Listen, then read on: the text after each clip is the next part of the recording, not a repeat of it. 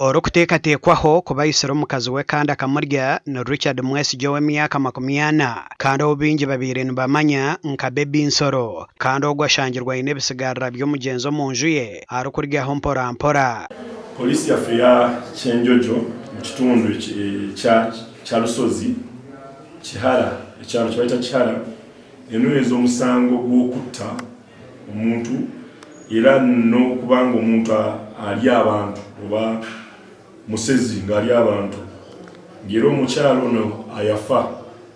kyavidde ku bantu abatuuze abeekengedde omuntu nga talabika kumala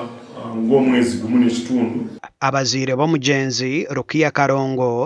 Karongo w'emyaka 35 abo twagambaho nabo hati bashobangirirwe n'omwana nkamaze okumwali mwamamu w'abantu oyemuzeyo kugira basiruza bakijja kusanga omuto guligu na polisi yo ati baguhana bugohigi bwangu bune byananke byexwe emvangwa bwemwe akaikumi ku kisawo cyawa cyikumi ahantu cya muntu ora manteresa ngo kwenta bamulire tehana zonka mukeraho kavuga piki naija aka polisi kasanga polisi zile Kyenjojo ngaho no motora guhirembe akabaguhanikira iguru itunguru bagwine mu ofisi kuri bagwahireyo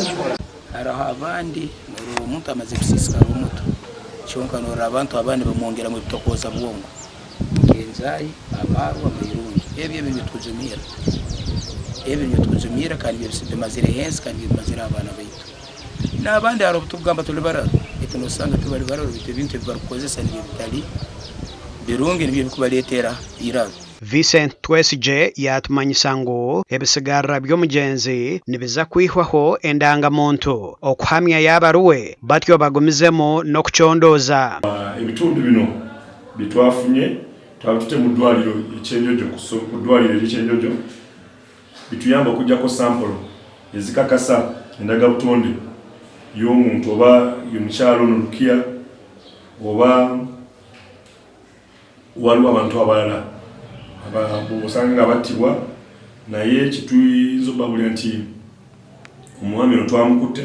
Omugenzi aho bagiire kumwitira n'okumurya babiire baziire omwana w'omwojo aine emyezi 3 gasha kwa Daniel Bingana.